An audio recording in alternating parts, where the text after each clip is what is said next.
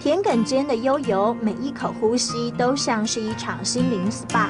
对都市乡巴佬来说，是一种全然的放松，五感更加敏锐地感受这块土地的脉动，体验在地风情。当然，朋友才是每一趟旅行的灵魂。而来到伦贝，你可能会发现很多朋友姓氏很特殊，姓张廖。要细究历史，就得来一趟崇远堂。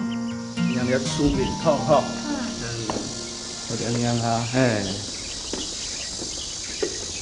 人家出面痛哈，你们那差不多就是怀念啦。哦，这么久哦。哎，就是怀念，哦，你出面痛，提一胎，研究过，研究过，去哪里啊？听着故事，沉浸在历史的悠园里，体会着过往的历史背景，造就今日的一切。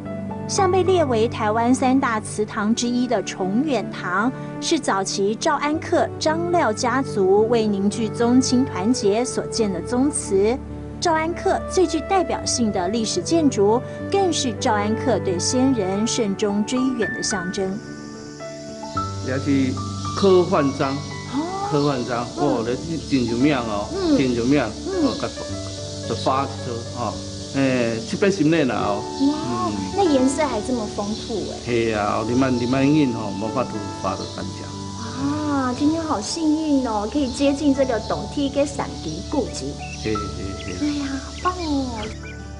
精神食粮之余，最能体验在地风情的，莫过于美食了。圆润饱满的肉圆，淋上香甜微辣的独门酱料，简单的滋味，差点让我防线失手，想要一个接一个。你们来哦。谢谢。了起冬天宁条外塞个米片呢。嘿嘿。哇，这么好吃，我今天居然可以吃得到，而且我觉得它的那个米酒。真的太好吃了，冬天令好有口福哦，可以吃到这么好吃的牛面。冬天令头儿血咖米片最能展现在地文化，简简单单的肉圆就像是赵安克单单纯纯的信仰，坚定不移。